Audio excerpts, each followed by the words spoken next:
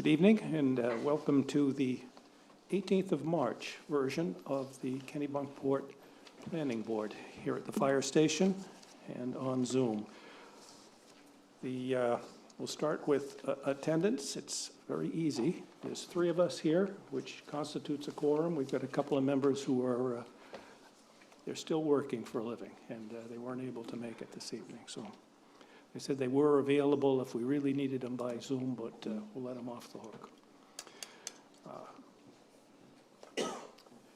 The minutes. Did you guys get a chance to look at the minutes? Did. I'll make a motion to approve them. I second. All those in favor? Aye. All right, so we'll approve those minutes with thanks.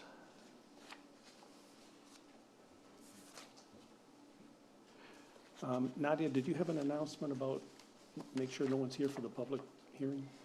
Yeah, so we did schedule a public hearing for the Batson Creek Road project. The applicant withdrew the application after we had sent out the butter notices. So if anybody is here for the Batson Creek Road public hearing, that application has been withdrawn, so there will not be a public hearing this evening. So it's not delayed, it is completely withdrawn. oh, that's too bad. Okay. You went to a lot of work for that, so it must have been a good reason for not going forward. With that, we'll begin the first of 4 items that are on the agenda this evening. This is we've got a new numbering system here. We've got a new automated system that hopefully keep us even more organized. Sub F260001.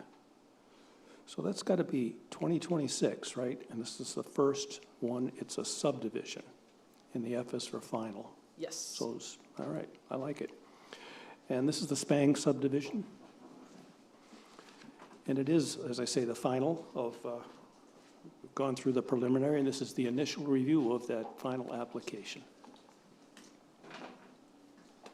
Good evening. Alex Monastero on behalf of Chimberg Builders.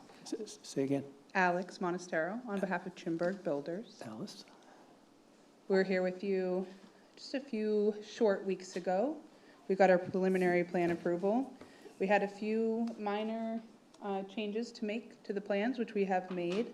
And so the final plan set is here before you. I was just going to touch on a few of those items that we changed from the last time we were here. Please. We did receive the Army Corps permit that we were waiting on, so that has been received and approved. That was the DEP permit? Yes, that we had already received that at the last time, but we do have that permit. So we have all of the state permits that we need. We made some revisions to Lot 3. We had shown these at the last hearing when we were here with you, moving the septic system and the house and the associated grading outside of the vernal pool buffer. So we had shown those at the last time, but those have been reflected and updated in the plan set that you have before you.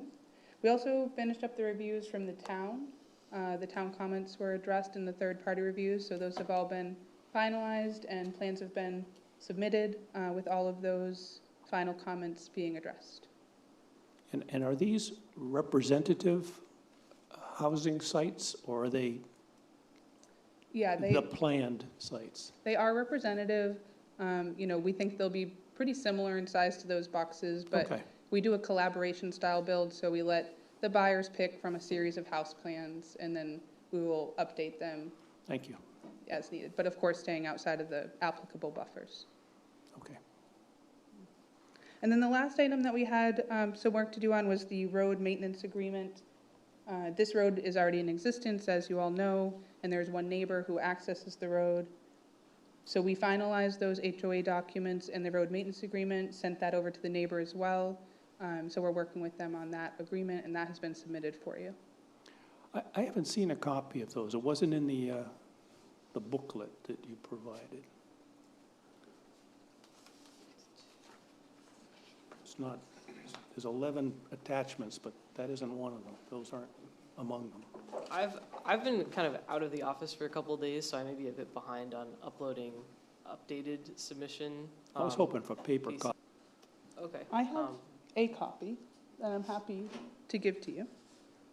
I don't And need they it have tonight, I been- just want to be able to read it before the next meeting. Okay. Knowing that you have it, that check, you know, but Sure. it's kind of an important document. So, would the other board members also like paper copies of the road maintenance Sure. agreement?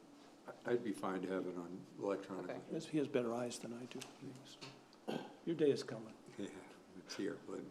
So I guess two, if you could drop off 2 copies, I guess, of the, Both documents. both documents, paper, the updated ones at the office, that'd be great. It sounded like there's still some discussion, possible negotiation with the existing neighbor, or no? Yeah, I'm not sure that it's, I guess, I'm not sure that's pertinent to the review here. So essentially, we have drafted a very standard right-of-way easement and maintenance agreement that is acceptable for the subdivision. If the neighbor elects not to become a part of this agreement, then we'll rely on the main statute, which says that the residents will pay their fair share of the contributions to the maintenance and upkeep of the road. And so either way, we're good, but our homeowners. You're saying that 3 people will do it Yeah, the 3 without the neighbor people, if need be. they will have a homeowners association, and then they will just bill the neighbor for their fair share, which is what the main RSA Right. allows, yeah. Yep. And if they don't get a check in the mail, they're still going to plow the road. That's absolutely correct. All right. Yep. That's why I want to read it. I just want to see how you Yes. handled that. Yeah. Yeah, and I mean, it's a pretty standard templated document that we've used in other places and have had success with. good. And so, Good. yeah, no Yeah, problem. I've had that position.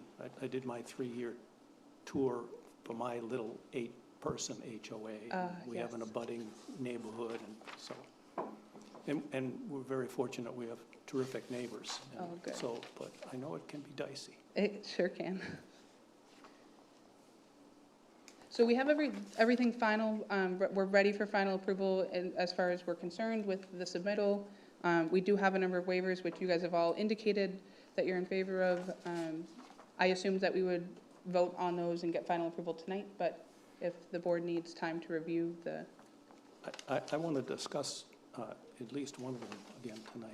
okay, We can do that now? Is that okay? Sure. So I saw on the notes from the code office that both the fire chief and the public works director have a concern about giving that waiver. And I wanted to get a little more information about that, and I don't know if you had a chance to look at that. It says, I'll just read it here. The fire chief and the public works director both continue to recommend that the road be brought up to the town subdivision standard for emergency and maintenance vehicles. And the public works director would like to see a cross-section of the road and proposed shoulders to understand the design. So this is just the first comment that you read off is just a, kind of a rollover comment from preliminary.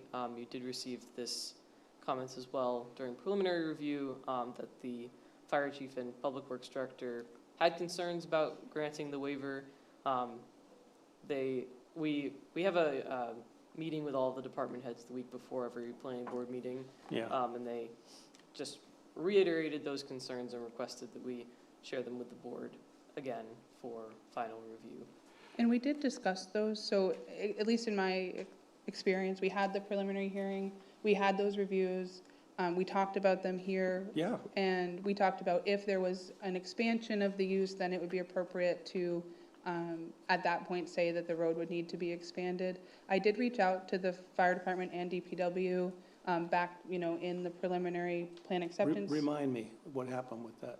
Yeah, I chatted with them, and they said that primarily their concern is that if the waiver's granted and there is more use than an expanded use, then the access not meeting the requirement is problematic. They did say, like, as a standard and in their role, that they always recommend that you meet the standard, and so, but that they had given support of relief in other places Yeah. when needed. And so we had that conversation here, and you all said that you were still comfortable with the waiver, and so I didn't pursue that No, conversation I any further. recall the with them. conversation. I appreciate you bringing it back to my attention. Sometimes I don't want to confuse it with another subdivision discussion that we had. And I'm happy to have further conversation with them if needed, but because of the conversation that we had here with the, limited use to the 3 new residents plus the existing resident, I didn't pursue any further conversations or site meetings with the fire department or DPW because I felt like you guys were okay with the waiver. And I think I still am.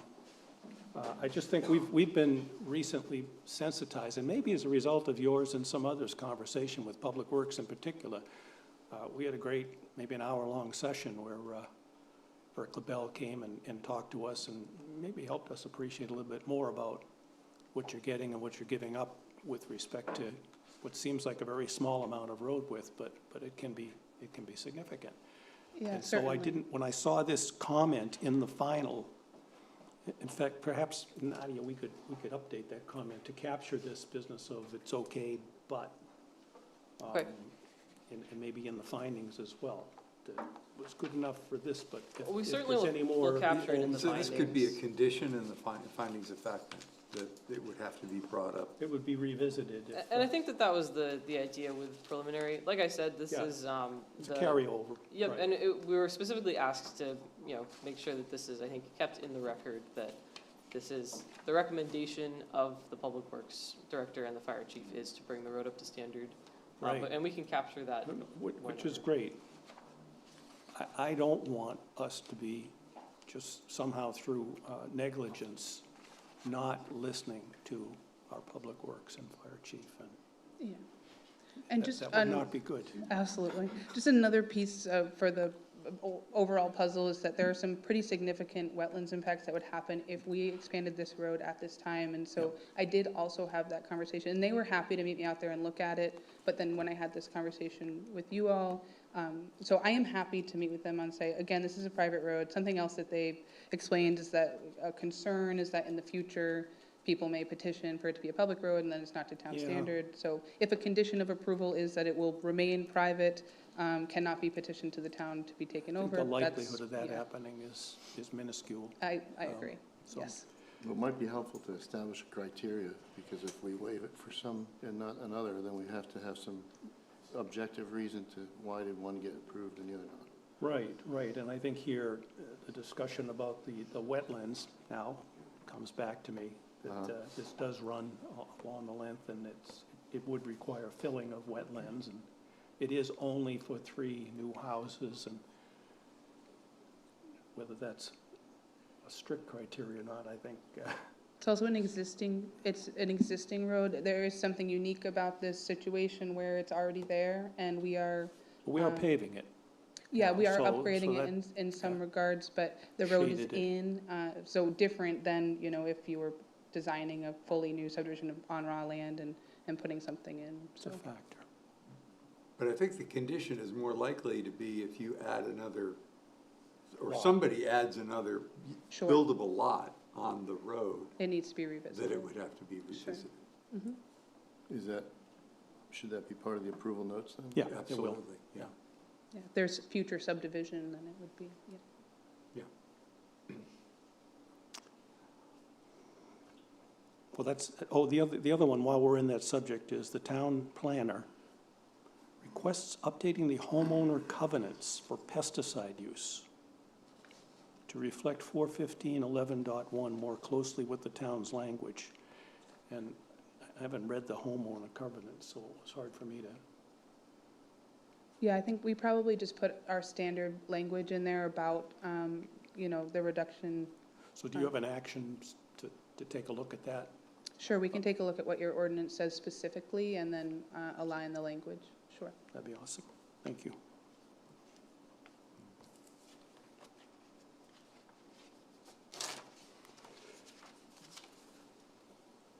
So I interrupted you. Oh, that's okay. I I'm here at your apologize for leisure. that. Yeah, so, I think that pretty much catches us up. We do have the waivers, I think we've talked about a couple of them. There are a few specific roadway waivers, one because the road exists and so it's not centered in the right-of-way, and so we, that is a waiver that we have requested. The width, of course, as we discussed.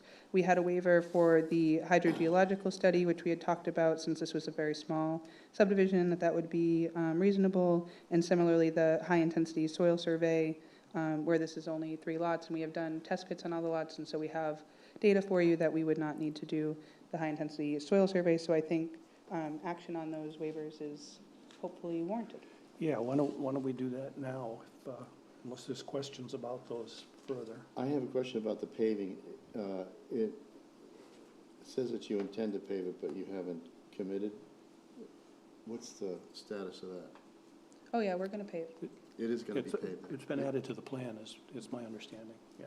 It's not in the FOF draft. It's only as intended, though.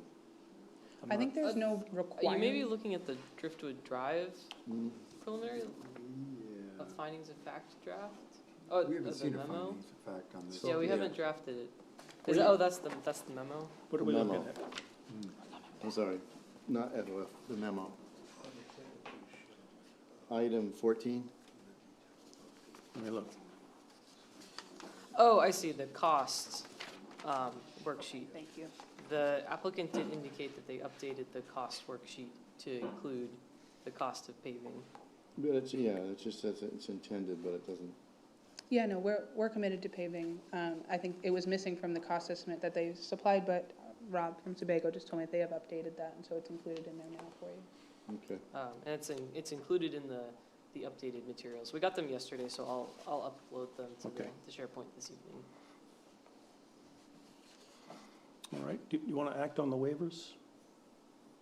Okay. I'd like to move to approve all 4 of those waivers, the 2 for the road, the hydrological, and the soil Soil survey. survey. I'll second that. All those in favor? Aye. So we're good for those. And again, subject to the condition of not, on the one for the road, the width in particular, that being good for the current density Sure. and not further.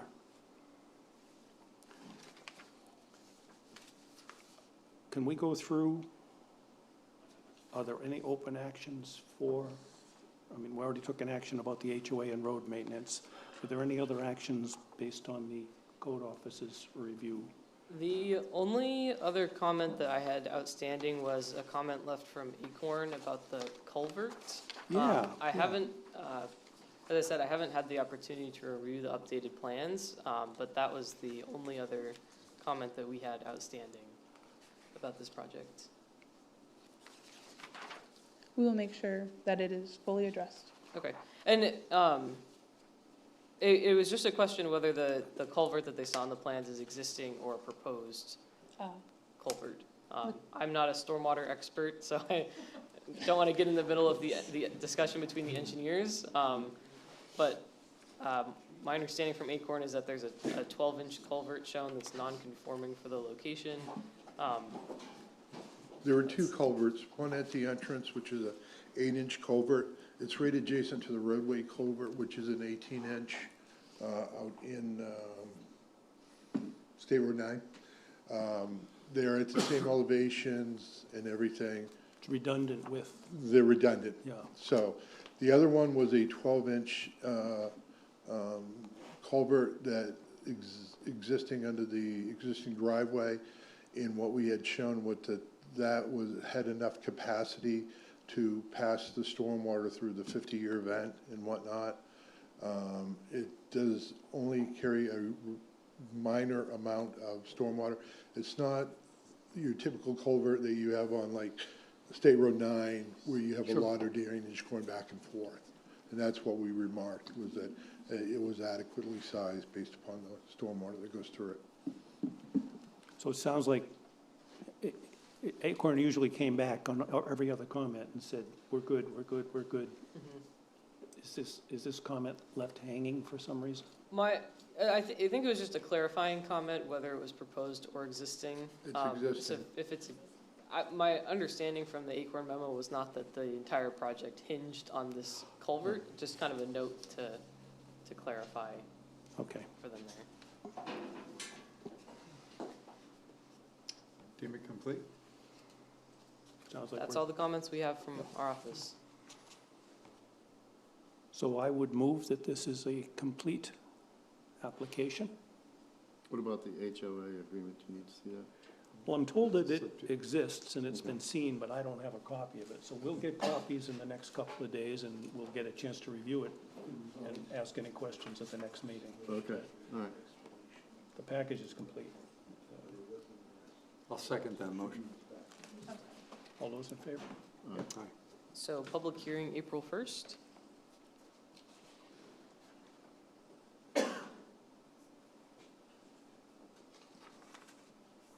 And I thank you. We thank you. I thank you all. Thanks so much for having us. We'll see you April 1st. Will you just clarify for me, Nadia, on the steps? So at the April 1st hearing, assuming that we have met all of our obligations, we can expect final approval? That's a public hearing. And then we'll come back again? Yeah, subject to, you know, No, subject to- unless there's a reason, a final, It is you can possible expect to either a receive delay final approval. Okay, or an thank you. approval. But we are set up for a decision. And Okay, As wonderful. far as we see, based on the information we have now, there's no reason to forecast a denial. Great. But we'll listen to the public. That's, Oh, absolutely. I just wanted to make kind of the sure main if reason 2 we're here. meetings were required, that we would make sure we planned for it. It is possible to receive Yes. final approval at the it public does, hearing. it does I seem got you. indefinite, doesn't it? Yeah, it does. It does a bit. Depends how charming I am on April 1st. I got it. Thank you. All right. 1st of April, is that what you said? Yes.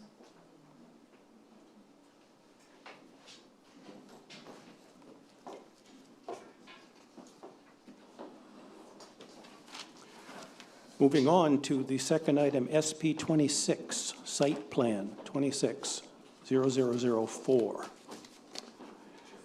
115 Ocean Ave, the Kennebunk River Club, Walsh Engineering. Yes, hi, everyone. I'm Lena Toby. I'm with Walsh Engineering here on behalf of the Kennebunk River Club. Nadia, would it be possible to bring up our proposed site plan just to chat to? Be great. While that's getting pulled up, I can get started. We're here just to present a minor expansion of the docks at the Kennebunk River Club. Right now, and actually over this past winter, 4 marinas in the river have been dredged. So there's ongoing dredge work happening. So right now, everything's been done, the other 3 marinas that were in the package, but the Kennebunk River Club is the last to go. So that's being dredged right now. And as part of that, they had to take out all of their existing docks and piles. And when they go to replace those, they want to do some upgrades as part of that work. Let's see. So ultimately, the changes are just to make the docks safer for navigation and allow the Kennebunk River Club to better service their kids' summer program. There is also the addition of 1 boat slip. In my cover letter, I believe I had 3 in there. It's actually 1. That was a typo. Let's see. Okay. So the plan's up on the screen right now, and I can just kind of walk through real quickly what the changes are going to be. Is there a clicker with the laser pointer I could grab? When you say a minor expansion of the dock area, you're talking about percentage-wise? Is that what you're saying? This is what, a 2% or a 10% or some? This is less than 10%. It's 9.6%, I believe, if my numbers are correct. But it's 444 square feet of dock increase. And so there's a couple areas we're proposing expansion. If you look at the plan up on the board, it's the areas that are highlighted in pink, and I'll just sort of walk through those and why we're doing what we're doing. So this is the existing breakwater. Below that is what the River Club calls the South Basin. Just orient me, where's the river? Oh, the river's on the left side of this. We've got Ocean Ave on the right side, and so we're looking north is up on this plan. The main gangway of the South Basin is going to be expanded by 2 feet in width. That's that kind of pink strip that you can see there. The kids' crabbing area is this small dock right here. That's going to get 1 foot wider where that pink is. And then this dock up here is just going to be extended by 4 feet in length. In the North Basin up here, currently what the River Club has is a bunch of mixed-matched docks that are just all hooked together. And frankly, it's a safety issue. This is where the kids' summer program does a lot of their activities. The sailboats launch from here, kayaks launch from here. So they want to make that safer, make it all one uniform material, and then all just one uniform width as well. So that's kind of the pink that you see in this area is just widening those out to all be the same width. And then this right here, that's the finger that's proposed to be added. It's it's 5 feet wide and up to 20 feet long. It might actually be shorter than that, kind of depending on the results of the dredge and how far out that can come without hitting mud. Which finger is that now? It's this one right up here. It's hard to see on this plan, but Number one there, the upper right? exactly, that top right one. Oh, okay. Yep, and that will provide for one more boat slip. I guess with all that, so the areas shown in pink are the expanded dock areas. That's 444 square feet. We're not getting any closer to the Kennebunk River with this expansion, so nothing closer to that navigation channel. And then we do have a waiver requested, so we are adding one boat slip. I know typically that would come with an additional parking space. We have requested a waiver on that additional parking space due to the fact that the boat slip will be filled by somebody that's already an existing member at the River Club. So no members will be added to the River Club. It will just go to an existing member. So there should be no additional parking burden as a result of this project. I think that's my whole spiel. So are you currently meeting the requirement for parking? We have received approval from the planning board for all of the slips that we have and for the membership. Yes. From the planning board? Yes. Okay.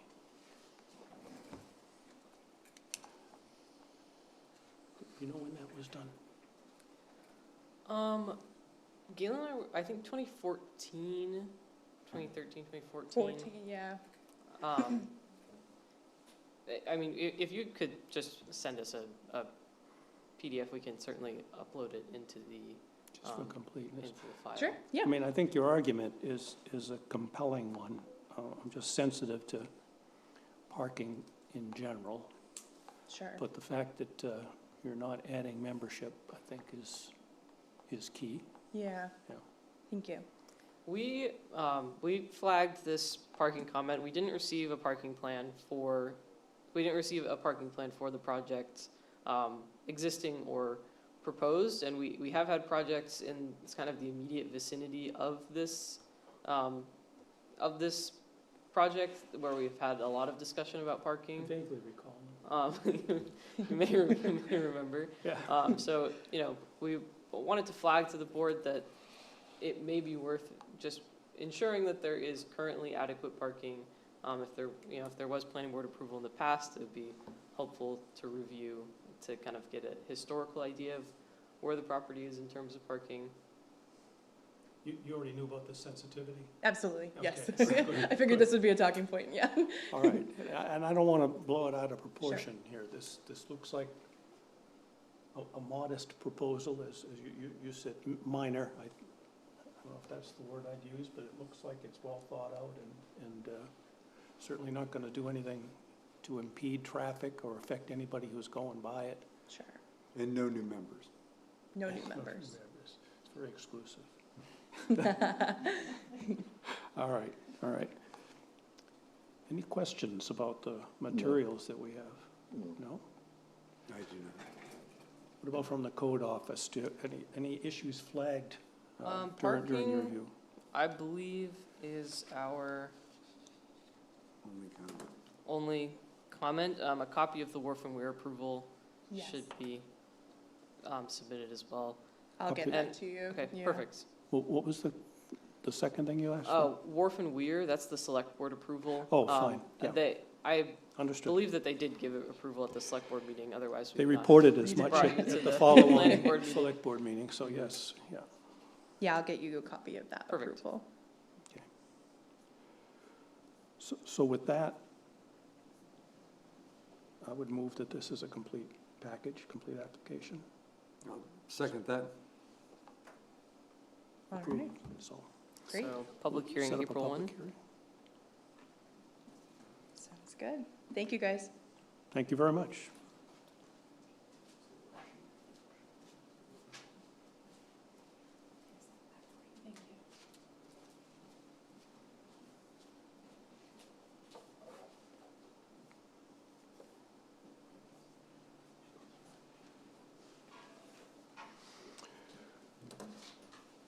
Next on the agenda is item SP, Site Plan 260008 for 14 East Ave.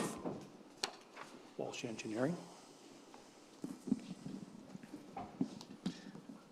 Good evening, Board.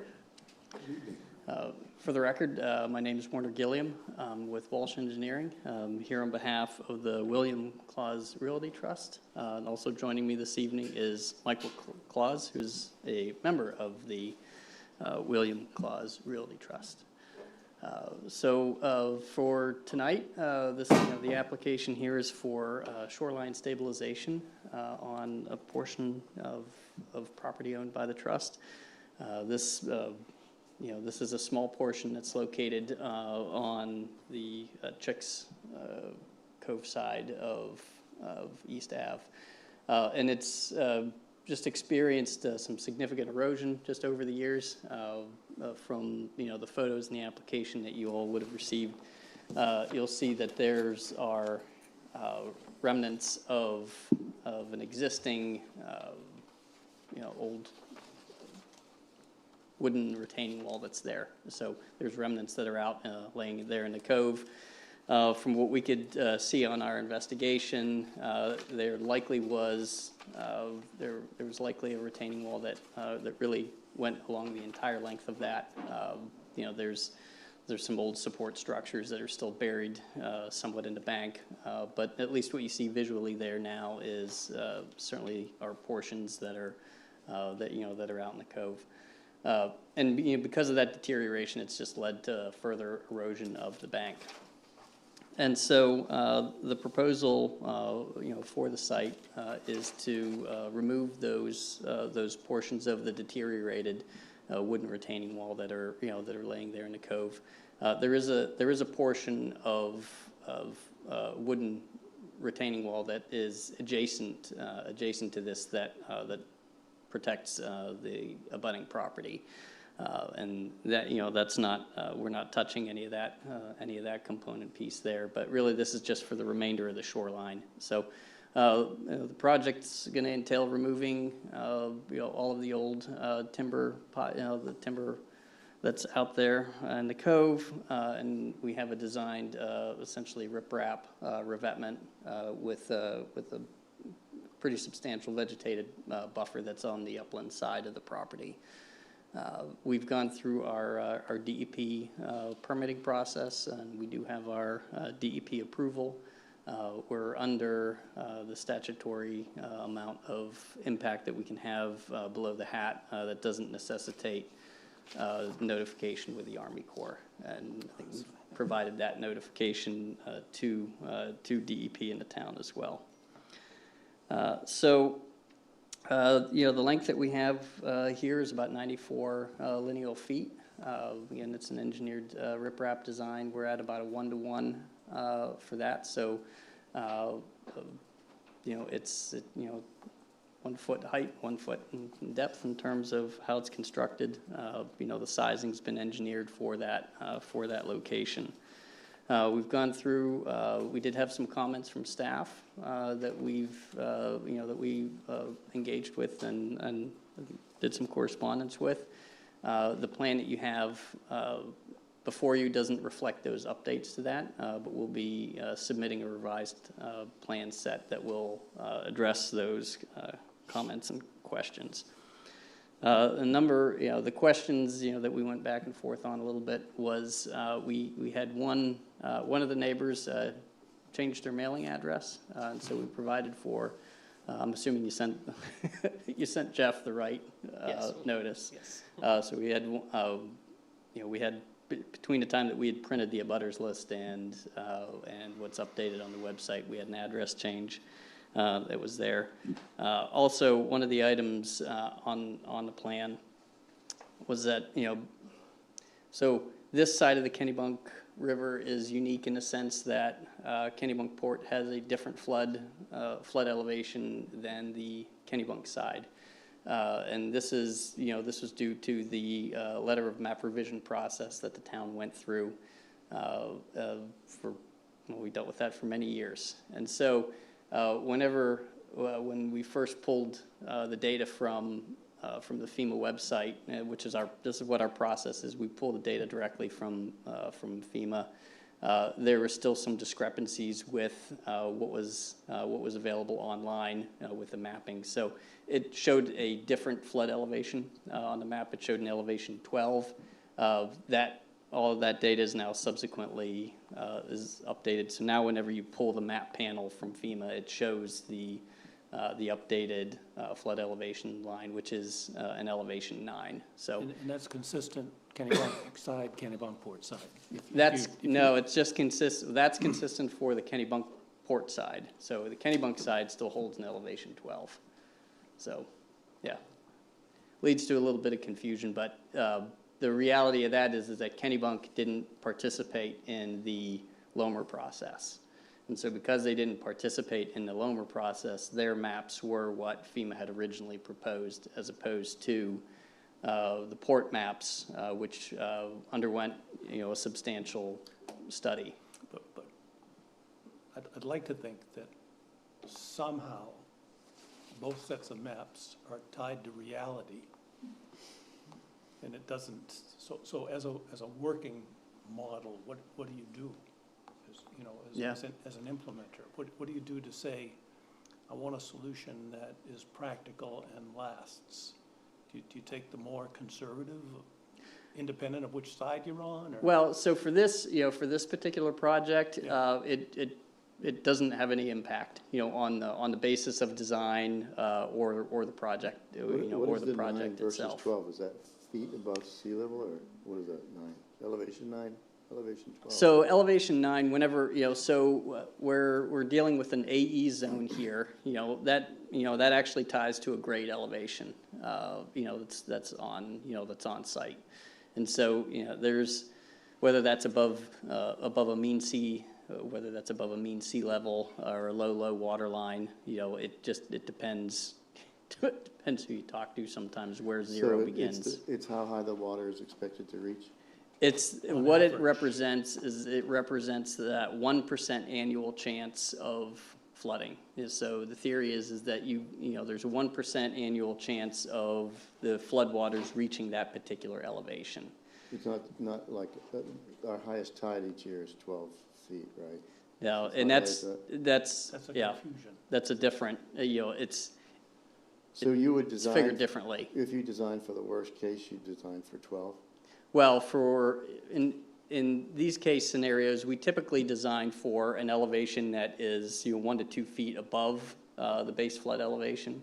If it's if we're dealing with more of a flood protection structure here, so certainly the fact that the map that we had to show the regulatory number, which is a 9, certainly this design here, meets the standards for if it were a 12.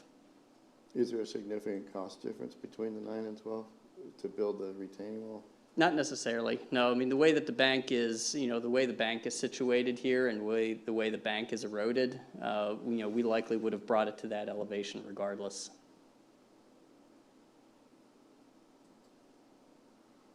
But you said you sized it to the 9. No, it's sized to the 12. Oh, it is? Yep. Oh. Yeah, it's sized, that's, so the original design, went to the 12. Nothing has changed on the design. That's what's been, reviewed and approved by DEP. But as far as, accuracy on the site plan, we've adjusted it so that elevation 9 is shown on the plan. Oh, in either case, you're covered. That's right, yeah.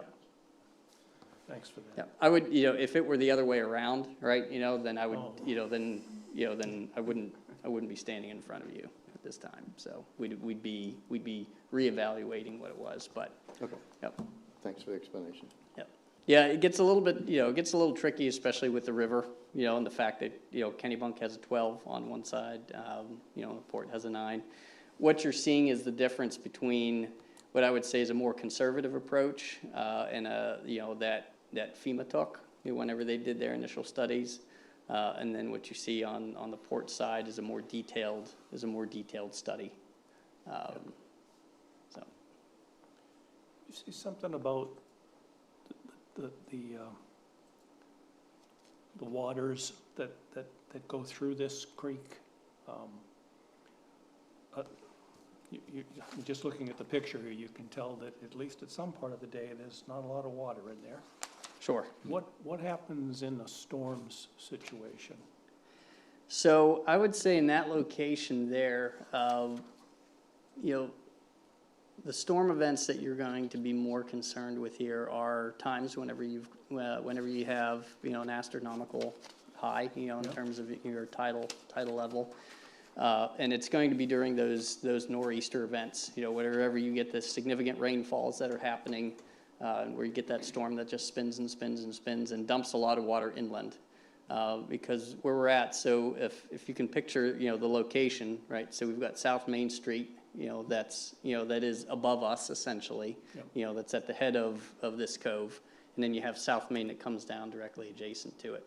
So you've got a fair amount of flow that comes through that culvert that runs underneath South Main, so, it's. This is the same cove that, I think the next people on here are the Cabot Cove Correct. cottages. Yep. That's up at the, Yeah, they're right the other end across, of it. they're right across the, right across the cove, from this so that's the location. cove. We don't normally see this, it's obviously there's daily tides going in and out, but it's not what you think of as high velocity tidal action.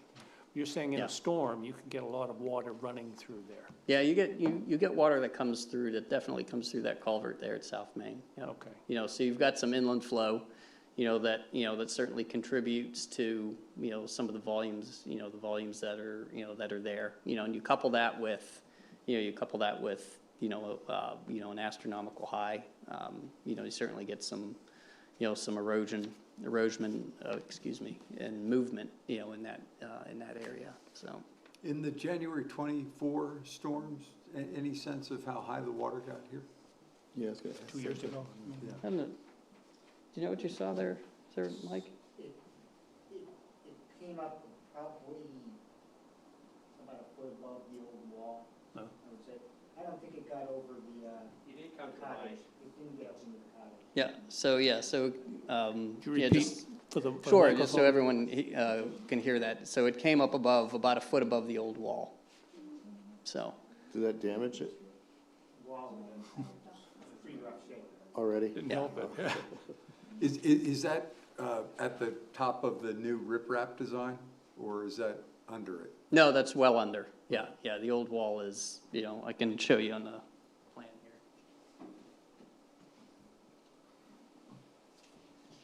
So here's the location of your old wall, right down here, so that's, pretty far down the bank, so, and that's these photographs Yeah. here, right? That's your old wall there, so. So this didn't get high enough to flood the street? No, And what kind of wall are you proposing to replace it with?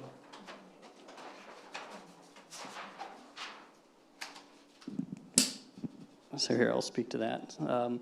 So what we have here, and I'll pull up so you can see it a little bit better. So what we have is riprap. So just, your large boulders, typical of what you see in a coastal environment, that's gonna be, taking the place of that. So, and then above that on the upland, on the upland side, and down into the bank here, there's a vegetated buffer, that goes along the upper end of it. Certainly just based on the topo, and just what we've seen, it does get flow that comes off of East Ave. There's a couple of low spots there, in particular, kind of in these corners here, where you get flow from the street that comes down through there. Oh, sure. And ultimately, that's likely also led to some of the erosion. So certainly that vegetated, buffer, and it, the way that the plan is situated, it'll have turf reinforced matting underneath it, and so that helps with the bank stability and helps deal with some of those upland flows, that'll come across the road. What do you know about the soil underneath it?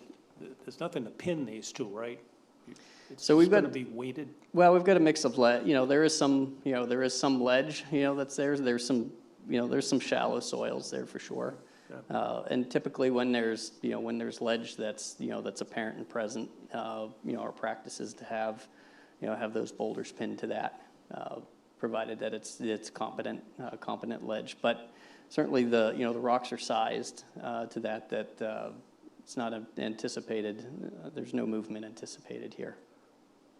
Looks like it'll be a lot better than what was there already.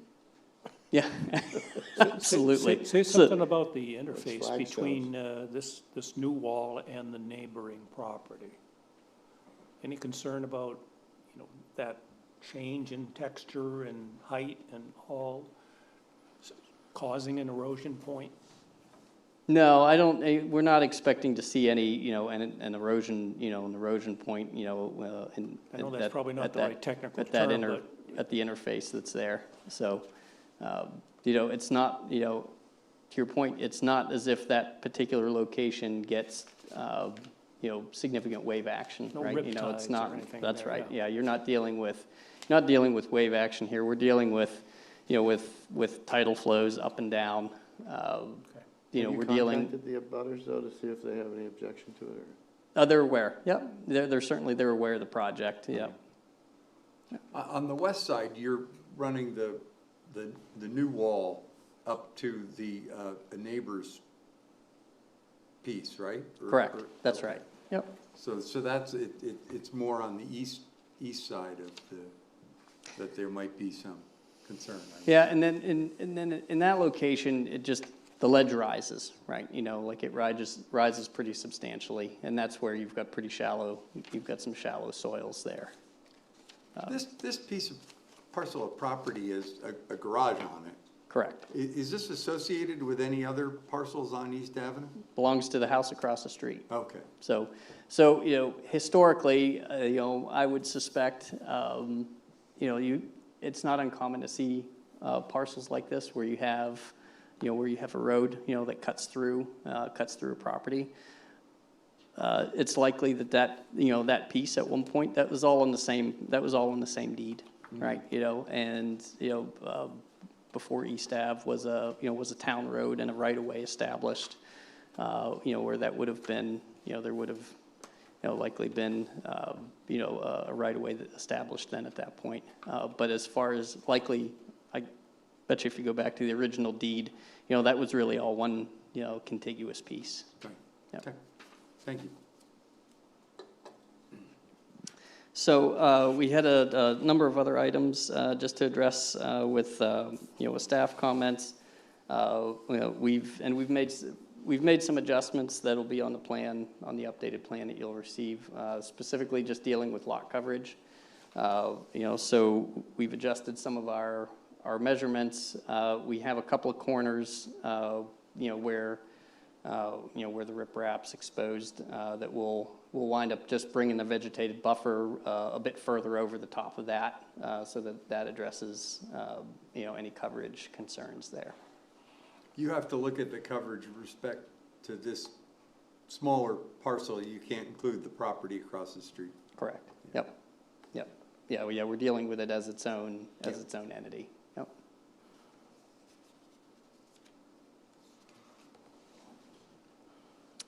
I think there were some other questions. We hadn't proposed any, the specific plant choices, weren't originally noted on the plan. So, we've had conversation with the property owner. We've given them options, a number of options in terms of, what those, plants would look like, and we'll have that updated in there as well. Are there particular plants that are better for holding the soil in the riprap or whatever? It's pretty common, to run, your varied rose bushes, right? You know, they're Rosa virginiana. In this case here, we're going to be coming in with Rosa Carolina, which is essentially the same plant. It's just a different color in terms of the flowers. So these tend to be more white than red. You know, you would typically see, but it's fairly common and advantageous to use, you know, those types of, you know, robust bushes that have a pretty, you know, they've got a pretty substantial root base to them. You know, it's pretty hard to rip those out, and they tend to thrive well in a coastal environment. You know, they're native, native plant. As long as they get enough light. Yeah. Yeah. Yep. So yeah, so we'll wind up, you know, the resubmitted plan will have that identified as far as the plant type that's there. Were there any other issues on the code office's review? No, it sounds like, I mean. Sounds like he's ticking off the. Yep, right, our biggest concern was the impervious surface, and so it sounds like on the updated plans, we'll see. Yeah. We will not see an impervious surface issue. Yeah, what we're doing here is we have two corners here identified, you know, where the riprap, you know, kind of jutted out on the plans, and we'll bring that veg forward over a little bit, you know, to tighten up those corners to cover that up, so that brings the number down. That was our primary concern from the office. You comfortable with us considering this complete, or do you want to wait until you see that updated plan? We always advise to wait to see the updated plan before deeming an application complete. Any other questions from the board? I have no questions. You comfortable? Afraid of great hardship to? No, that's fine. Yep. That's what we'd like to do then. Thank you very much for the All clear right. explanations. Yep, Really thank you, appreciate board. it.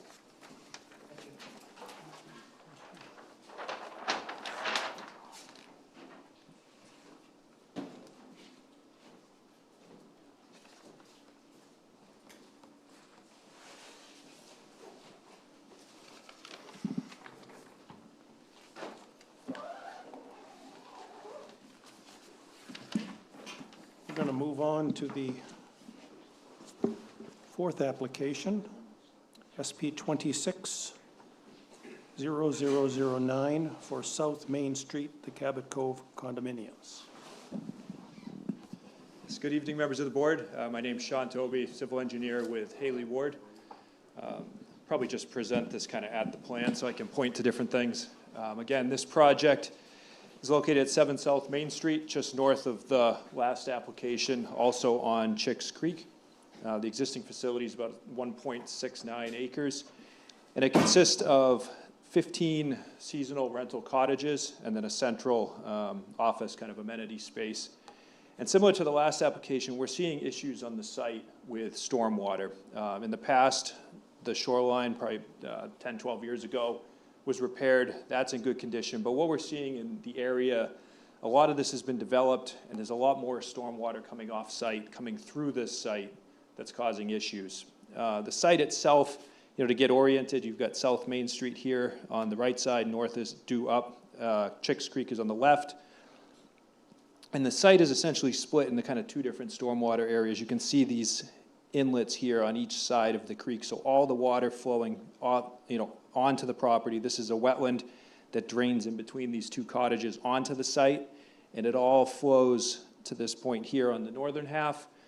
And then on the southern portion, you can see the inlet as well, with another wetland is taking a significant portion of water from across the street that's outletting under the road, as well as water that's coming down Main Street and flowing through all these cottages before it gets into that wetland. So what we're trying to do with this project, you know, this was an existing site, it's been developed for some time. It does have some on-site drainage, but it can't handle the increase in flows that are coming through this site. So what we're trying to do is basically capture that drainage that's flowing in from the north and then flowing in from the street and the culvert, and just properly convey that through the site and then into Chicks Creek where it's been going with the same flows. You know, the project doesn't increase, no expansion of any uses on the property, no impervious changes. It's strictly just taking the water from point A to point B and it's the same amount of water as it was prior. So what we've proposed for the project is basically just a series of drain runs. You know, we're calling them catch basins. They're essentially landscape drains. Each one would be a 12-inch grate. Some of the smaller locations would be a 6 or an 8-inch grate. So not like a typical drainage infrastructure you'd see in a road or a street. You know, none of these would be in any parking areas. They're all in the walkways and landscape areas. So the first series of pipes would be on the north, and both outfalls and discharges would be along the creek. And then the bottom has a series of 2 that collect the water through here. And then the 5th outfall is basically just an extension of the existing culvert that comes under South Main. Right now it comes under, and it's aimed directly at the corner of the building. We just intend to extend that pipe and bring it around the building into the wetlands so that it avoids, you know, there's a significant portion of water. We were out there a couple weeks ago during a heavy rain event, and it's just flooding out the back of all these cottages. So that's pretty much the project, like we said, you know. I'm sorry. Oh, yeah, go I ahead. see other dots there. Is that existing? There's like a network of those grates above that line that you just. In through here, That's yes. the new one? Yes. But So, all those are existing? no, those are proposed. Oh. Yeah. But it's not, I mean, is that low spots that those are sitting in? Yeah, the whole site, it's extensively landscaped. So there's all these pockets of, you know, there may be a small lawn area this big, and then it's terraced down, and then there's a mulch berm or more plantings or patios. And so as all that water's just kind of flowing through the site, it gets hung up in each one of those little spots. So that's why it looks like a ton of drains, but it's just because each one is such a small spot that we want to get that water that's coming on site just into those drains and out of there. So that's what those are.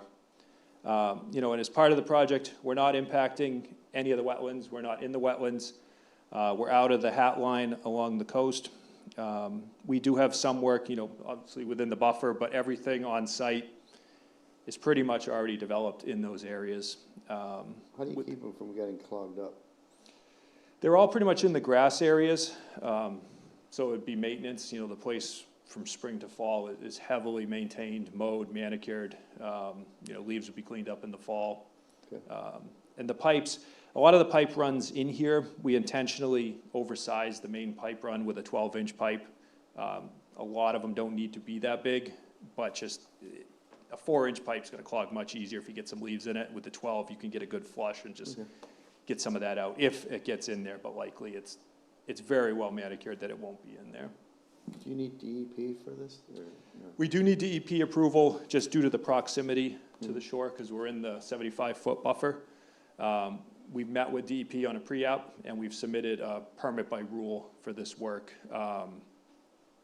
It's a 14-day turnaround, so we're on like day 12. So by the next meeting, we should know the approval on that, but we have met, coordinated with them on that. So I'm very familiar with this site. Yeah. I'm not an abutter, but I'm probably no more than 25 feet off of the abutter status.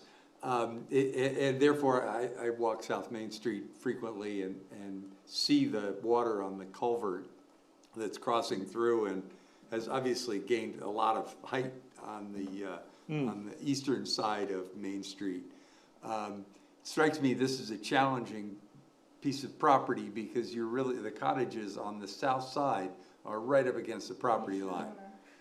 And that's where I see all that water draining. That's what he was just, yeah. And so how do you do that? Because all your pipe work looks like it's on the front side of those cottages, and perhaps getting water off the road, but not necessarily off the culvert. Yeah, so it's kind of a twofold approach. All these up here are to collect the water, you know, from basically here down. Which is all downhill. Comes through the site, just comes right through, and it's getting hung up in all the landscape areas. So that's to capture everything in this section. And then the culvert here, and is it okay if I share a couple photos since the packet was done? It's a simple fix. This is from when we were out there the last time, as you can see.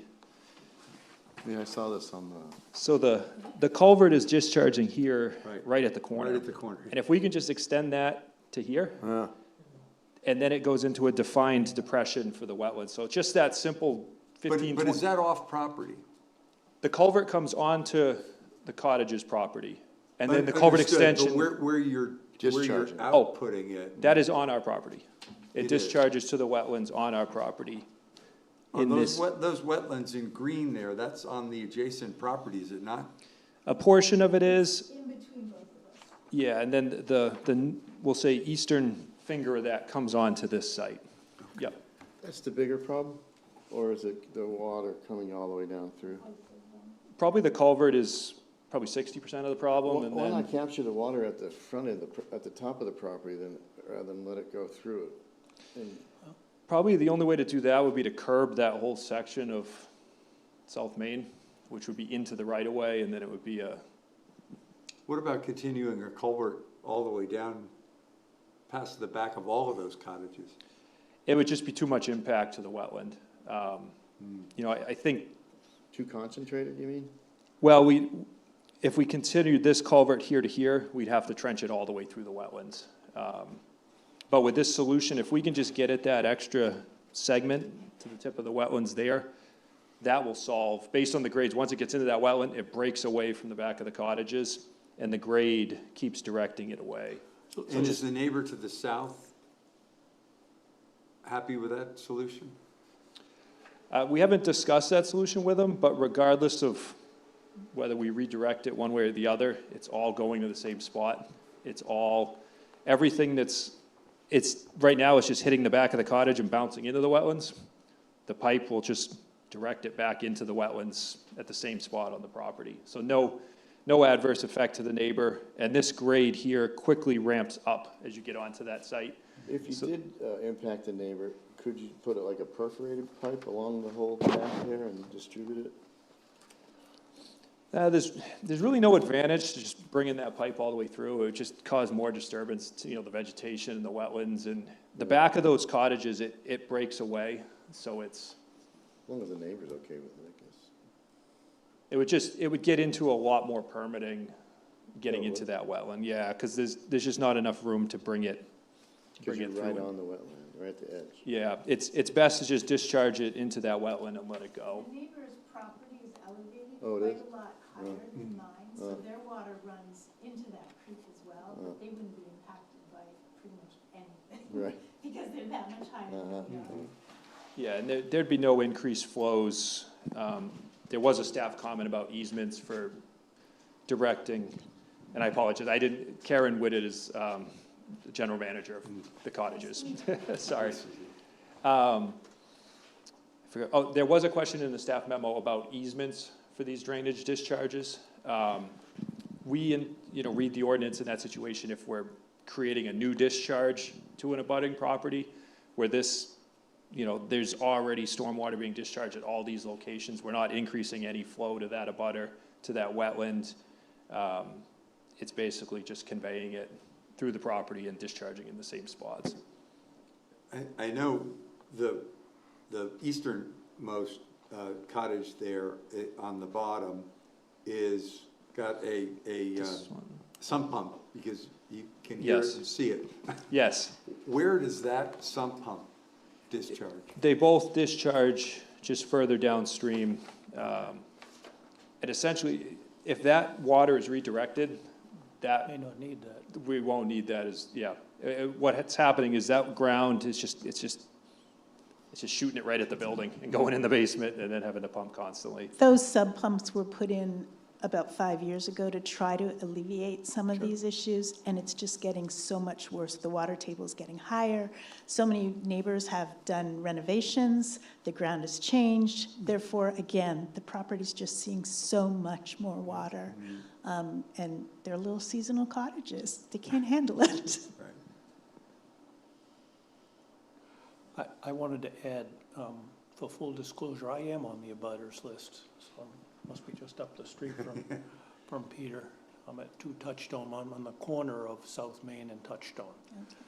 And I am at a higher elevation, so it's not coming to my yard, but I remember when South Main was paved a few years ago, and the Public Works did a great job trying to fix the gullies or The drainage? culverts in there, they did. They had a heck of a The time. particular culvert we're talking about, it got slightly redirected, which has probably caused more water to hit Unit 15 than was there previously. But they had to come back for a second pass and put in some larger stone even. It was just, there's a lot Yeah. of water that comes down it's- through there, so this is. We will float away soon. And I think just a few more of the other staff comments. There was one about bringing the stormwater up to detention standards. That is really tough in this situation because it's a grandfathered existing developed site that predates modern stormwater detention and treatment standards. And in this case, a lot of the water coming through the site is from off-site, so it would be a significant burden for Karen and the cottages to capture all that water, to treat all that water, when the vast majority of it is not even from that property. So that, we're looking to basically just convey the water like we had explained and not have to take on that significant burden. You're not making it any worse than, in that regard. This is only an improvement. Correct. Yep. As far as I can see. And I think that was the extent of the comments. If there's more, definitely anything that needs to be addressed, we'll put a full letter together. We are on an aggressive schedule to try to get some of this implemented before the cottages open this year. So we'll definitely we'll put a robust, package back for any comments or anything else that may be needed from the board. Did you get a chance to go through, I know the board, I think just today, the planning office put together a list of comments. Yep, and so we went through those. I'll walk through them now just so we're kind of all. Yeah, let's just make sure, but Yep. I didn't see anything that jumped. I can pull them up on the screen. Yeah, pull them up. If That'd need be. That'd be great.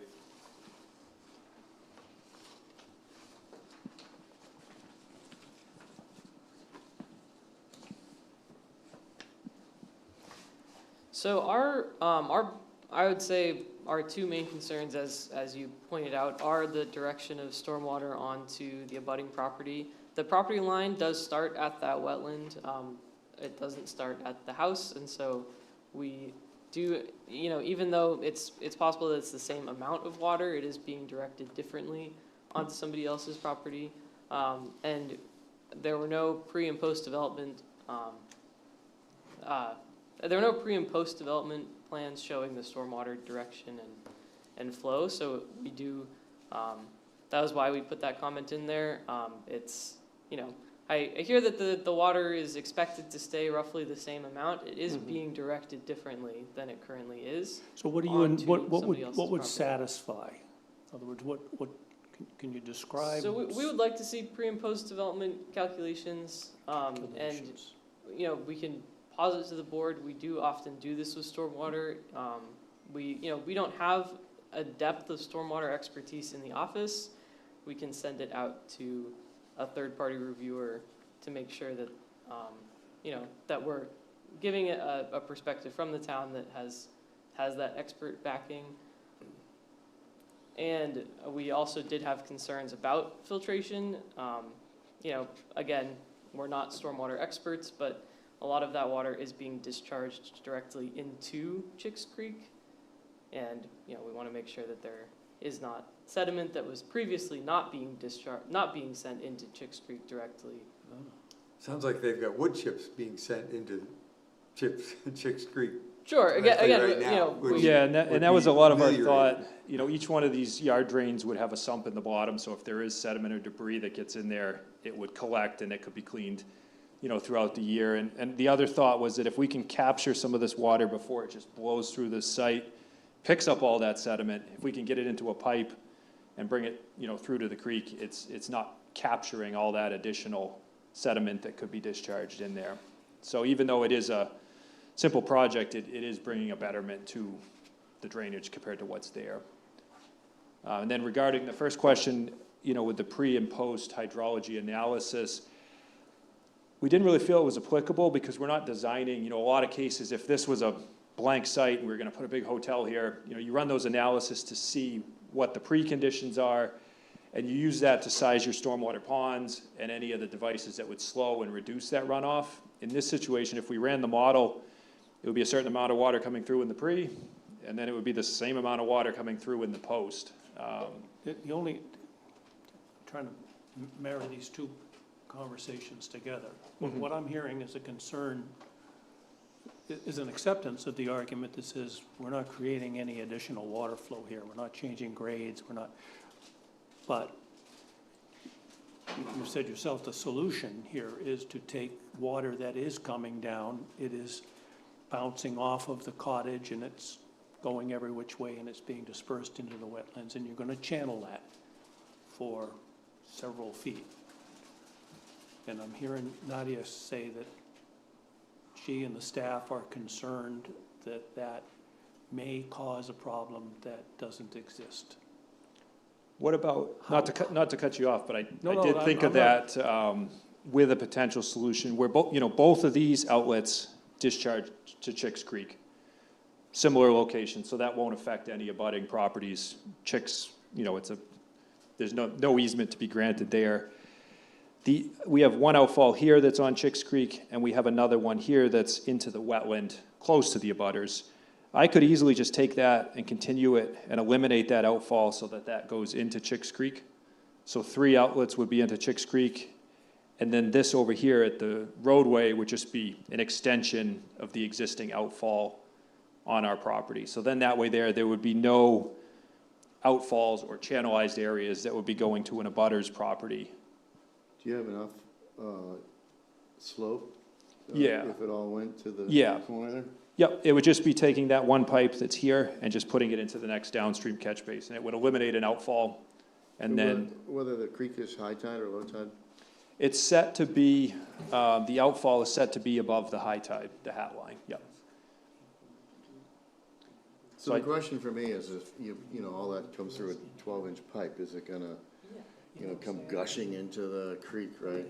Yeah, at the end of that, it has a riprap, so 6-inch riprap, where it creates like a sponge pool, and then it disperses it in a level area, by the time it gets. Height to do that? We do, yep, Yeah. yep.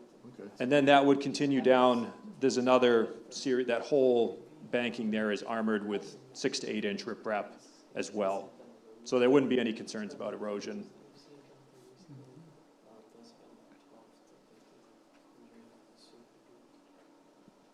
Okay. Thanks. But again, we haven't gotten an exact estimate. So I'm bending Nadia's ear over here saying, does she have a way? What we do on situations where there's a stormwater concern is we employ a third-party Acorn Engineering to look at the materials and advise. Basically, that's the business that they're in. And DEP's not asking for that? No, DEP is just looking for it from a impact standpoint. We don't usually hear concerns from DEP about stormwater management. Yeah, this one wouldn't trigger any of that. And the only reason it's triggering the site plan review is just anything over 5 cubic yards of disturbance within the shoreline zone triggers site review. Do you show how your discharge would be hit the riprap, and is that part of your? Yeah, we have a detail on the back sheets there. It's in this? No, it should be in the plan set. Okay. Yeah, so on the back, typical culvert outlet detail, sheet C501, it's there. And it would be the riprap with the spreader, and then that'll continue down into the existing riprap. Okay. Well, I'm not sure anyone on the board is smart enough to say whether or not there's a concern or not. If the code office is saying there might be a concern and they've reached out to Acorn, I think we need to give that time to. We reached out to Acorn to see if we could get an estimate of what a review would cost. We haven't heard back from them about that estimate.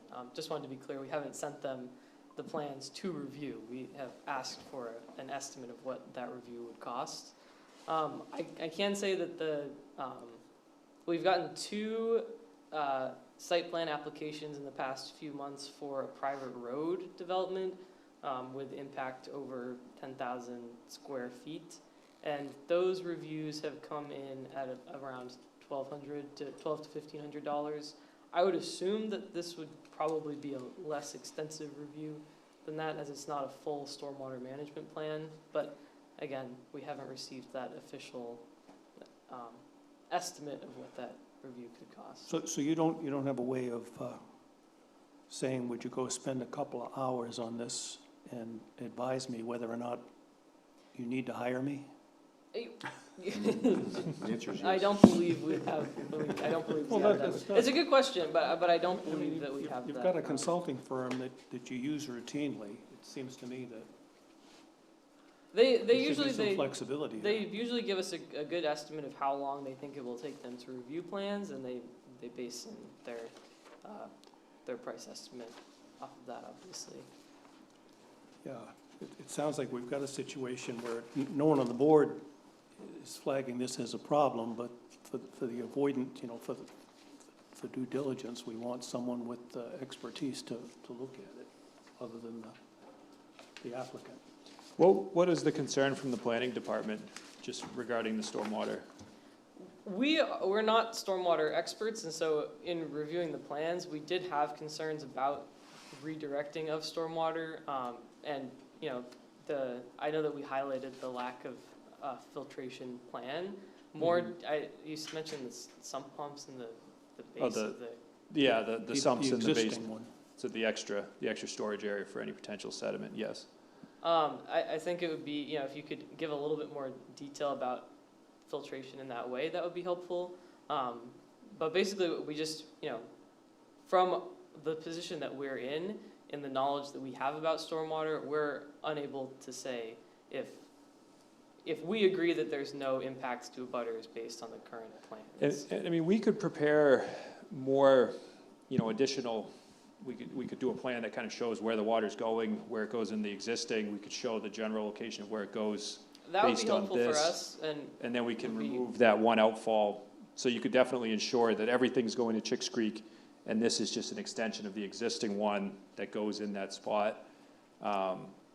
We have no issue preparing, any additional documents that the board would need. Just, the only concern is. Yeah, if I don't want to exercise you for something that's not going to make the concern go away. That's why. Okay. I Yeah. think That's why I'm seeing that chipping those away at documents this. would be helpful, just seeing kind of where the water currently flows and where, like, the exact flow that you're expecting from these improvements. make it clear Yes. that That would be This helpful channeling for us. isn't- And couldn't And- possibly cause a problem. And Okay. again, we do have concerns about potentially channeling water that's indirectly going into Chicks Creek now, directly into Chicks Creek. So, we want to see that there are not potential, but there's not potential Yeah. sediment being pulled in off the road. Yeah. That's then being directed sooner into the creek than it currently is. Right now, the water from those impervious surfaces, I expect drains over the grass and so forth before going into the creek. Again, Which I'm would not a kind of be an stormwater argument against, the thought that John had, that, maybe you want to bring it down further and faster into the creek. The fact that it is getting Yeah, some letting the natural wetland filtration right do now. its own thing as it goes through there is good. And we also don't want to take water away from the wetland that it's used to seeing. Yeah, Typically, we like to maintain the same amount of, How long is this extension in feet? from, front No, to. the extension of the Oh, on culvert, this culvert, roughly. that is pipe P 34, outlet 4. Sorry, I'm just running through. 10 feet. 17 feet. Oh, okay, so it's substantial. Yeah, Yeah. but if you look at that photo, it's basically taking you from this pipe to probably the snow. I see. And then the wetland starts here, and then the property line is there. So it's just getting it from there to there. And it's very channelized now, as you can see, someone has kind of dug it out to try to attempt to get it around, and there's been some stones placed, and Oh. there's no riprap to slow any of that down now. So this would have some riprap to flatten that out before it gets into that wetland as well. You're saying at the end, at the outfall of the culvert, there's gonna be like a spreader.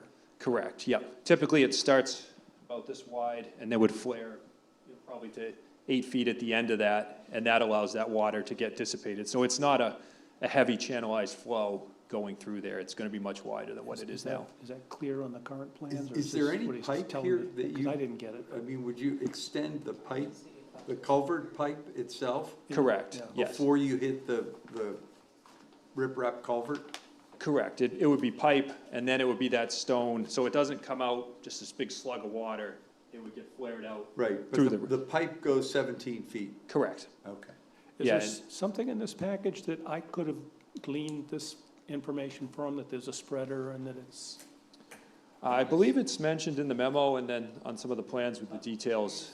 We have this. So we're also, when we were viewing this, this is the detail that we think you're Correct, talking about yes. here. Yep. It seems very short, Yeah, we can, the riprap we can adjust spreader. that to make that, because the three that go into Chicks Creek, they go to the riprap, and then it ties into the existing riprap. And then we'll revise that one to show that, Is that C501? correct. Yes, yep. Yeah, I read it, but I couldn't make much sense of it. okay. But again, that's why we've taken this particular topic and we've outsourced it. What we can do is we can turn very quickly around. We'll put a very detailed plan that shows where the water goes in the existing, where it goes in the post. We'll put a very clear detail on the outlet and where they discharge to. And maybe focus any Acorn discussion on the concerns that we have relative to direction And we'll hear back from, they're very prompt responders, so we'll hear back from them Part- tomorrow. part We of can what certainly happened is reach out and- you weren't officially on the agenda until yesterday. And, Yeah, you know, yeah. we're trying to react to, you've said this is, you know, time is of the essence, so we try to react to that. But the stormwater issue has been a continuing saga in the town for a variety of reasons. And you know, I think it's a lesson learned. We're just trying to be careful and do the right thing by the property owners as well as by all of us in the town. Okay. This looks like something that is all good, but let's just get this technical concern. Okay. So with that, can we continue this initial review until the next meeting, not schedule a public hearing? Get the material, this, you said you could quickly turn around an updated plan, get Acorn engaged I mean, on it. from a schedule standpoint, we'd love to Yeah, I know, you don't start like that now, otherwise we're gonna miss the quick window here. We could turn it around. I don't know if they could review it in time, but We usually 2 to 3 weeks for an Acorn review. This is a small one, so Very we can, you know, they may be able to turn it around by the next meeting effectively if we get those materials soon. You still want to see the pre and post water flow? Yes. And then have Acorn review it? Yes. Sean, do you think you can turn that around tomorrow? early next week. Could definitely have it early next week. You're already familiar with the planning office's feelings about Yeah. accepting a complete I don't think we're application? gonna be able to do it. I think other board members can twist my arm here, but if the code office is saying they have a concern and they want it addressed, and it's not something that is gonna be taken care of with a couple of strokes, it's gonna include a back and forth with Acorn, I don't see why it would, I don't see how we can get away with not pushing this out one more meeting. Well, you still have DEP approval needed, and Yeah. the public, abutters need to approve it, or do? There'll be a public hearing on this, Public but that's hearing. what he's saying, is we can't get to that next time because we're gonna continue the initial review. The good news is that we've had this discussion tonight, we got you on the agenda for tonight. Nadia twisted everyone's arm to do that. Which we very much appreciate. No, it's the right thing to do, I'm just saying, that unfortunately, I think there is a legitimate concern here that we need to attend to. Could the concern, if we make a more focused request on the pre and post predictions, would that narrow the scope for Acorn to review? Are there other things, or could we say, we want you to tell us, based on the pre and post discharge predictions, is there any impact? I'd also be comfortable with Acorn just reviewing what we've submitted currently, based on their engineering expertise. You don't feel comfortable? No, I would. Oh. Like, if they were to review the plan that's currently presented prior to supplemental materials being provided, because they might review the plan and say, no, we agree with that, no The issues. existing plan. I agree with that as well, but you set the stage for an iteration then. Acorn comes back and they say, I was trying to narrow the scope so that you get either a pass-fail kind of. The two things we are looking at is, as the issue that you mentioned, and we would like to hear their opinion on filtration and any sediment transfer through Okay, the so there's proposed two issues. system. So you those want are the them to two focus issues on. that we would want Acorn to review. What is the impact of the post water discharge? Mhm. And then what would be the impact of loss of filtration going through the Correct. property? Those would be the two things that we would highlight to Acorn as concerns from Well, that should, our that office. should get a quicker response. Can they answer But I was that just- question based on what you have already? I would think they could easily, answer. That's why I was thinking if it could be accepted tonight, they could review that. If there is major concerns and they need X, Y, and Z, that could be Sean, supplemented. it's off the table. We're Okay. not gonna accept it tonight. Okay. It's not with this concern that's been vocalized by the code office. And again, the long history on this stuff of it proving to be better to have a complete package when we say it's complete. Okay. The good news is that it's not until the end of April that we go 3 weeks without a planning board meeting. See, it's every 2 weeks. So we'll have another one on the 1st. And then we'll have one after that we'll have a public hearing. God willing, we'll have a public hearing. So I do appreciate the timeline. Yeah. The proposed plan is going to be 3.5 weeks worth of work. Yeah. My season opens May 1st. Once my guests start arriving, obviously the work has to be postponed until the fall. The water continues to erode everything. Last season was brutal for us. It's causing a lot of impact to the property, the guest experience. We've been working on this project since November. We started the process, I think, the end of September. And I truly do appreciate, I'm just wondering if Acorn could take a look at these things, and maybe the answers in all of this engineering work that's been done, because we've spent significant amount of time and lots of different engineers to give us all the puzzle pieces. And at that point, if they're happy and you guys are satisfied, perhaps it could go to hearing on the 1st, because otherwise we're pushed back another 3 or 4 weeks. I would request that be considered. No, I'm sympathetic to it. Can we ask Acorn, based on these two specific things, is this package sufficient for them to make an assessment? So Yes, we can send the plans that we have now. I think You did already? we can. Yeah. We have to pay Acorn, so our process is if the board agrees to send the plan to Acorn for review, we set up an escrow agreement with the applicant and get those funds, and then we engage Acorn in that review. That process can move very quickly, but I think I don't it's think they can commit, but we could ask Acorn if they have enough information to do it now. That would shorten the cycle, right? So with that, you're saying you've got guests coming the 1st of May.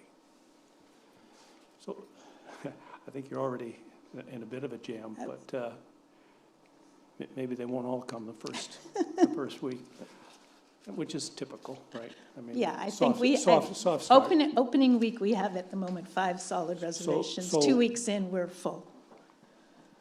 What do you think about making an exception then and saying, yes, let's schedule the public hearing, but it's gonna get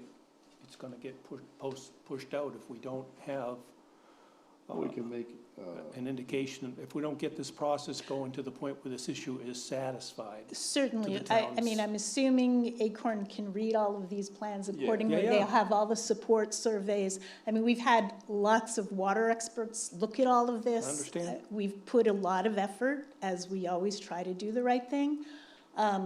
And, you know, if we had an extra 2 months, I wouldn't be pushing so hard, and I do appreciate you Take your point. listening. But here we are. And if we can just forward that, maybe that will satisfy, they can come back because they're your people and say, everything Well, looks the well, way. they aren't Well, no, our I people, understand so what they- you mean, you but know. that's who you're contract with when you have questions, Yes. but they're right? not biased by any means, right?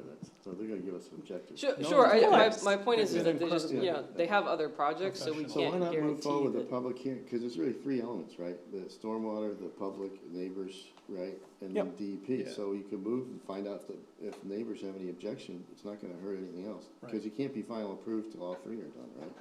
Because that was our only just concern, is if they did come back and said, no, we're okay with this, then we lost 2 weeks. Yeah, so what If we're there's saying issues, is we'll that push out. the package is complete, but there is a concern that needs to be resolved, that this doesn't introduce problems because of the redirection of water Correct. Correct. and By and whatever means, filtration. we have to answer that question. So that has to be resolved before we're going to approve this. Yeah, yep. The, if they come back with a change, and you have to change your system, then that information needs to be known by the public hearing. Otherwise, you can't close the public hearing. Yeah, no, I think that's completely fair. Yep.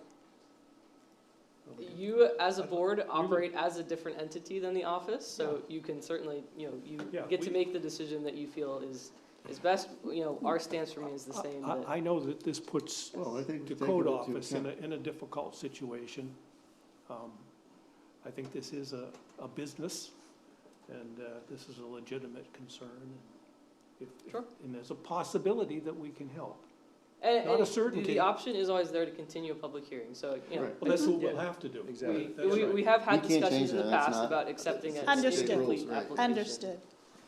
Okay, Yeah, I think realistically, this has got to be a quick rubber stamp from Acorn in order to get an Or approval. they highlight a possibility that you hadn't thought of, and you say, oh, yeah, okay, we'll do that too. Yeah. You know, Exactly, make- But they'll make a they'll suggest and you'll make a modification that everyone is comfortable with, because all of the normal players have nodded.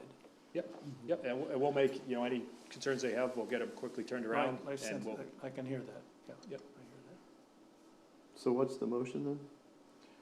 To consider this a complete application, and understanding that the outstanding concern is going to be resolved with an interaction with Acorn that you're going to fund. yes. Okay. Sorry. It's okay. Your tax dollars don't cover this, unfortunately. Unfortunately, there's not enough money to cover all of this, Yeah. but that's okay. Yeah. We'll get there. I hear you. Okay, I second the motion. In favor? Aye. Sorry.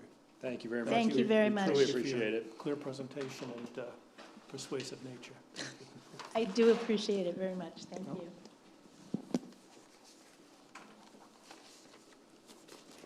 Speaking as an abutter, I will tell you that I appreciate how carefully that property is maintained. And Thank you, we want to keep doing this. yeah, good stuff.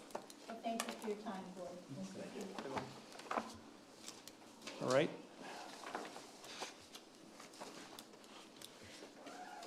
We'll move on to other business. I know that there was at least one issue that came up last week about signing findings of fact.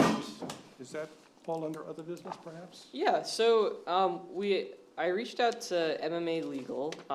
They're a nice resource for us for broad legal questions. They provide the town nice legal consultation. So I reached out to MMA Legal to see, MMA is the main municipal association, for those who aren't aware, to see what they had to say about whether or not Peter could, in good conscience, sign a findings of fact if he had voted against the application, or if you know, if the approval of the findings of fact was the same as approving the application, all of the questions that we had Yeah, could regarding or that. should, yeah. And they responded back with a thoughtful and insightful response that basically says, as far as the state law is concerned, there's no right method for handling findings of fact. It was not a clear-cut response that we maybe had hoped for. Now that we've kind of introduced the topic, I'll forward the information that we received along to the board. They made some interesting points, and I think when we have, you know, maybe when we have a small agenda sometime in the future, it would be worth talking about what our process is with findings of fact. He actually recommended as a possible possible process moving forward, considering reading the findings before voting on whether or not the application is approved. Right now, we kind of do them both at the same meeting regardless, but his stance was that the findings of fact is basically the board saying, you know, these are all of the laws or ordinances, these are how the application either met or didn't in some cases meet these ordinances, and it's you know, it is a statement of fact more than the opinion of the board whether or not the application is approved. So the short answer is there's no clear answer to whether or not, to how the signings worked. He said that some towns just have the planning board chair sign the findings to say that, you know, this is what the board found. Some towns, like we do, have all of the board members sign, so that's kind of where we're at with the findings of facts. It's supposed to expose the facts either way, right? So Yes, but it does have recommendations and conditions on the.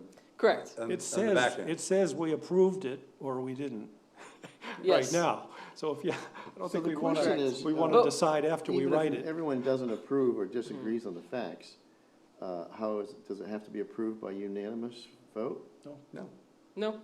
So he doesn't have to sign it. Yeah, Peter doesn't have to sign it, and it still passes. Correct. Kind of No, like- in his signing, it No, wouldn't but for the necessarily mean record, he. I didn't approve it, right? You know, Correct. 3 years from now. So the Wasn't short version is, what I I think that who signs the board member signing the findings of fact is not necessarily indicative of their approval or not of the application. Right. Because the findings don't say we approved it 3-1. either. Correct. Well, the That we- issue here is they didn't address the parking, which was, That's the issue, right. right? Yep. And that's noted in the findings. There is a note about Yep. parking in those findings. It was a very, very interesting. But Yeah, was situation. they're gonna make 2 more rooms, right? And the 2 more rooms would require more parking at the hotel. No, less parking, actually. The same amount of parking. Currently, the use of that building I is, sense- not that we need to rehash the whole I application. sense the rabbit hole It was for opening. employees, right? Yes, so basically, the parking standards for one single family in that zone are the same as 2 Oh, hotel rooms. Oh. So that's how that parking. Peter's had a bit of a worked out. tangential issue there. Really open it back. So I'll send it some more detailed response to the board about the findings of fact. But we did receive some legal counsel, and it was ultimately, and he acknowledged that the rules around findings of fact are simply somewhat vague. You mentioning MMA made me remember that when I joined the board, I was sent off and had some training from MMA. Yeah. And we try to do I that wondered for, if that's been offered to John yet. it has not, only because they have not offered one on the schedule yet. As So soon you as it is you will offered be- on the schedule, I took we the will. FOIA training. I sent you the certificate, by the way. too. There's a very helpful boards and committees training that MMA Right. does too. We haven't seen it on their schedule yet. As soon as we do, we'll send you an invite I and probably ask should if go. you're so I know when available. to Keep my mouth shut. But No, it's just, it's it's all just a good, right? helpful, No, it's good stuff, yeah. it is a helpful meeting. I've But don't attended expect the them training. to not be lawyers. I mean, Oh, yeah. that's I, for some by their reason, nature. like lawyers. They're very, most of them are very logical, Oh, I agree. My smart. son is a lawyer. My son is too, yes. So I'm I happy wanted with to be that. an engineer, but he's become a lawyer. All right. One other topic, come under other business, if you will, is case managers. George wrote me a note saying, hey, do we still have case managers now that the program office, the code enforcement office is going to author the findings? I said, well, we should talk about that, but as far as I'm concerned, having a case manager means one of us puts on the hat that says, I'm going to be the person that really looks at this one for, comprehensively. Isn't just here to answer questions during the discussion or weigh in or not, but who looks at it and says, oh yeah, all things considered, here's how we're thinking about it. And I think, really is the point person for reviewing the findings that come out, and maybe should be the person that reads the findings at the meeting. But I'd like to hear what others think about this. Is it an antiquated concept? I thought I would be doing that, but I'm not quite, feel like I'm quite ready to. Yeah. But I assume that at some point I was gonna, be the POC for a particular package. Yeah, I think. Yeah. You have a thought? Yeah, I mean, ideally, we'd love if all of the board members thoroughly reviewed the projects, but. Of course. And we've sometimes we do, but Yeah. sometimes if there's You one guys that have drops- lives, it's If there's one that burden drops, of- it's like, well, at least George is the case manager, Sure. so. I just want to say, I'm very impressed by you, Nadia. You seem to really be on top of all these. It's really amazing. This has been a bit of a heavy week. Fingers for never leave our hands. You're reviewing all these yourself? Galen and I do them together. I usually do the initial review, and then Oh, yeah? Galen does a secondary review. It's gotta be a lot of, That's a lot easier for us. And so I think that the memos that we like providing the memos so that you have our perspective, and I read them, they right. seem to be appreciated by the Oh, board. yeah, So absolutely. we certainly have no intention of not providing the memos. I can imagine if you do 200 of these, you could probably pick out some weaknesses pretty darn quick, right? Sometimes it makes it, we can breeze over an application and see some common things, but we do review each one thoroughly as. No, I know, but possible. you're not going to see a hydrological study. Correct, yes. But I became more sensitized to it. You'll see at some point, the town report will come out, and every year, the planning board has its little report that goes in there. So as this year's chair, I got asked to write it. So I had to go back through, how many different things how many different applications did we deal with, and what did they comprise? And it's incredible, the variety of things that we deal with. Oh, yeah? And then you learn it's only 5% of the applications that come into the code office. So if you think you're impressed with what you're seeing here, that's only 5% of the Wow. permits and applications that don't meet the criteria for a site plan review or a subdivision review. So if we do 100, they do 2,000? They did 660, we did 33. Wow. Now, there were multiple reviews on the 33, so sometimes it went week for week, but 33 distinct applications last year. We do process a lot of applications through our office. It's a busy little town. Our busy little town. Yeah. Try to get a contractor. So with that then, for tonight, can we have volunteers for case manager for the ones that we looked at? And I know you wanted to, you don't have to author the findings of fact, but. I'll do the dock one since it's approved. Hasn't been approved yet, still has public they're hearing. supposed to. I'll take East Avenue. That's the retaining wall? Yeah.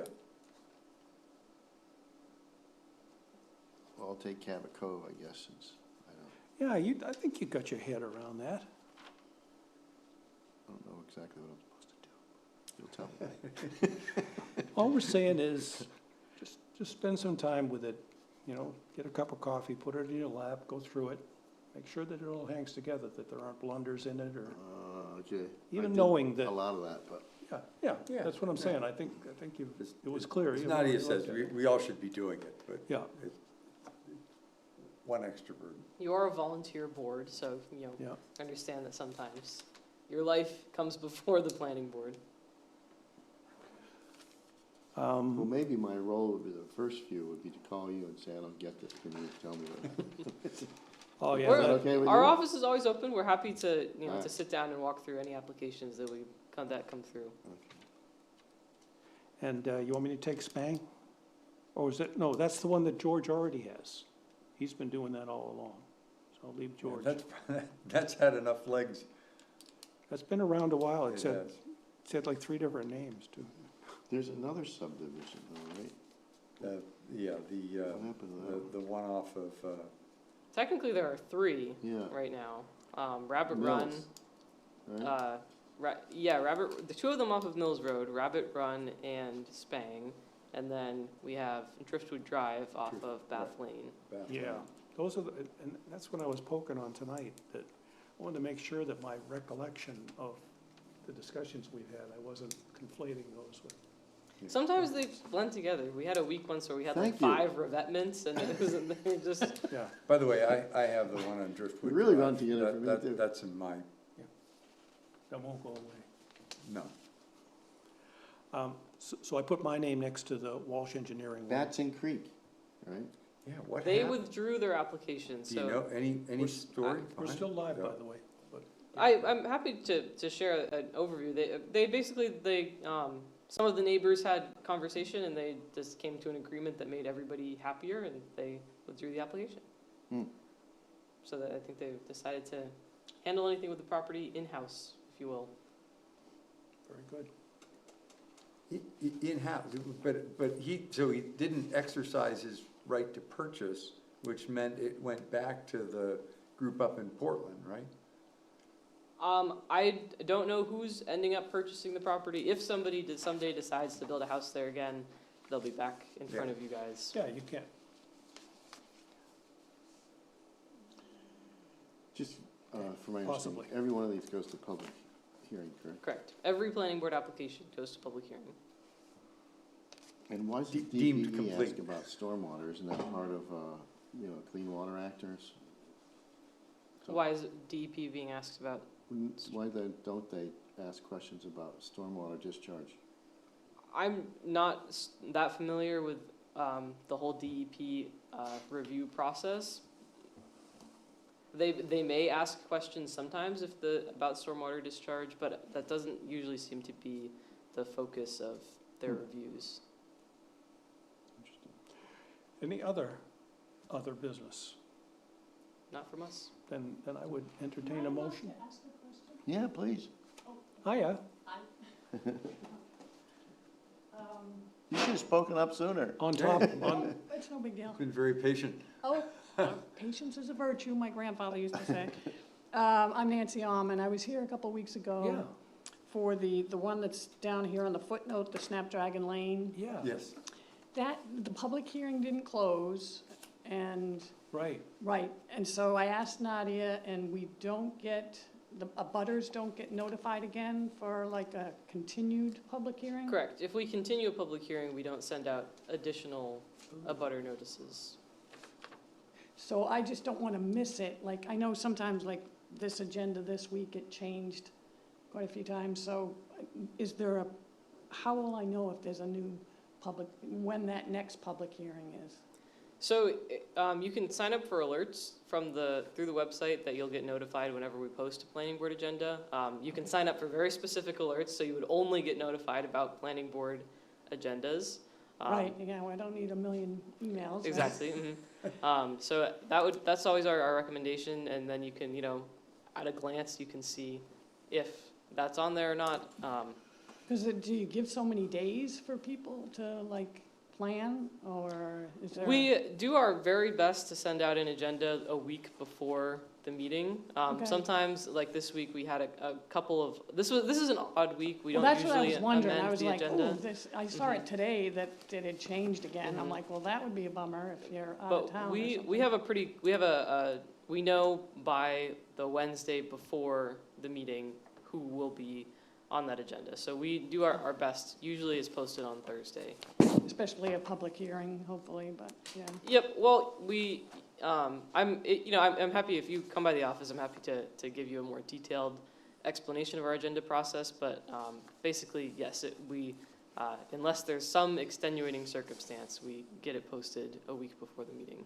Perfect. That's all. Public hearings are not likely to be a change in the agenda, Right. other than to cancel. Yeah, I was gonna Correct. say that tonight, Delay. we had one that We- was canceled. Yeah. For Yeah, something that's but a, Canceled, but not Yeah. something that's continued. for anything that's a continued application, we require updated materials by noon the Wednesday before a planning Okay. board meeting in order for them to be on the agenda.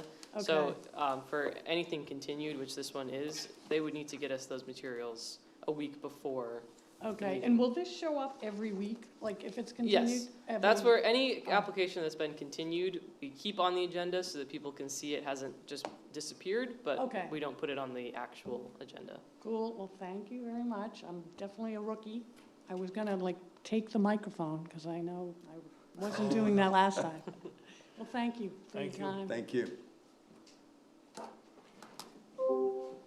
So we have a motion to adjourn? I motion that we adjourn. Is there a I'll second. In favor? Aye. At 7:50. Oh, I have a question.